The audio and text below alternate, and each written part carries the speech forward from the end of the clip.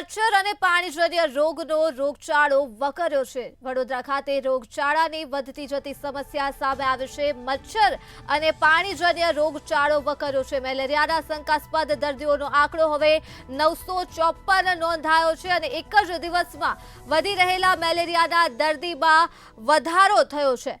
તો આ સાથે જ ડેન્ગ્યુના શંકાસ્પદ 29 દર્દીઓમાંથી 3 દર્દીઓ પોઝિટિવ આવ્યા છે અને ગોકુલનગર, દિવાળીપુરા તથા મુજબહુડામાં ડેન્ગ્યુના આ કેસ નોંધાયા છે। વડોદરા ખાતે આરોગ્ય તંત્ર માટે ચિંતાનો વિષય છે, કેમ કે આજવા રોડની 50 વર્ષીય મહિલા કોલેરા પોઝિટિવ આવી છે અને આરોગ્ય વિભાગ દ્વારા 16,888 મકાનોમાં ફોગિંગની કામગીરી કરવામાં આવી છે। તો આ મુદ્દે જ આપણી સાથે સંવાદદાતા નિલેશ બ્રહ્મભટ્ટ ફોન લાઈન પર જોડાઈ ચૂક્યા છે।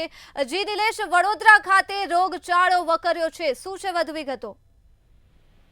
જી, વડોદરા શહેરમાં મચ્છરજન્ય અને પાણીજન્ય રોગચાળોમાં વધારો થઈ રહ્યો છે। મેલેરિયાના શંકાસ્પદ દર્દીઓનો આંકડો એક જ દિવસમાં 954 નોંધાયો છે।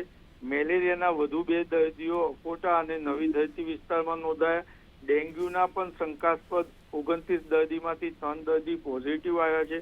ગોકુલનગર, દિવાળીપુરા અને મુજબહુડા વિસ્તારમાં 3 દર્દીઓનો ડેન્ગ્યુનો રિપોર્ટ પોઝિટિવ આવ્યો છે। સયાજીપુરા આજવા રોડની 50 વર્ષીય મહિલા કોલેરા પોઝિટિવ આવી છે। આરોગ્ય વિભાગ દ્વારા 16,888 મકાનોમાં ફોગિંગ કરવાનું કહેવામાં આવી રહ્યું છે। ત્યારે જે માહિતી મળી રહી છે સયાજી હોસ્પિટલના સૂત્રો દ્વારા, 3 કોલેરાના કેસ સયાજી હોસ્પિટલમાં છે અને એક કેસ કોરોનાનો પણ નોંધાયો છે, પરંતુ ક્યાંય પણ મહાનગરપાલિકાના આરોગ્ય રિપોર્ટમાં જણાતું નથી। એટલે શહેરમાં કોરોનાએ પણ દસ્તક દીધી છે અને હાલ એક દર્દી સયાજી હોસ્પિટલમાં સારવાર લઈ રહ્યો છે, પરંતુ મહાનગરપાલિકાનું આરોગ્ય વિભાગ કુંભકર્ણની નિંદ્રામાં છે। જી નિલેશ, તમામ વિગતો બદલ આભાર।